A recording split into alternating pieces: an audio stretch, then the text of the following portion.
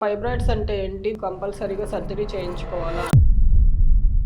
జనరల్‌గా ఏంటంటే గర్భసంచిలో మధ్యలో ఉన్న పొరని మజిల్ లేయర్‌లో ఒక దగ్గరే గ్రోత్ లాగా రావడాన్ని ఫైబ్రాయిడ్స్ అని అంటాం. సో, దీంట్లో ఏంటంటే కొన్ని సింప్టమ్స్ ఉంటాయి. కొంతమందికేమో సింప్టమ్స్ ఉంటాయి. కొంతమందికి అసలేమి వాళ్ళకి ప్రాబ్లమ్ అనేది తెలీదు. సో, కామన్‌గా ఉండే వాటిల్లో ఏంటంటే ఒకటి హెవీ బ్లీడింగ్ అవ్వడము, ఎక్కువ రోజులు బ్లీడింగ్ అవ్వడము, నెక్స్ట్ పీరియడ్స్ టైమ్‌లో సివియర్‌గా పెయిన్ రావడము. సో, ఎటువంటి వాళ్ళలో సర్జరీ అవసరం అని చూసుకుంటున్నట్లయితే ఫైబ్రాయిడ్స్ అనేటివి 3 లేయర్స్‌లో వస్తాయన్నమాట.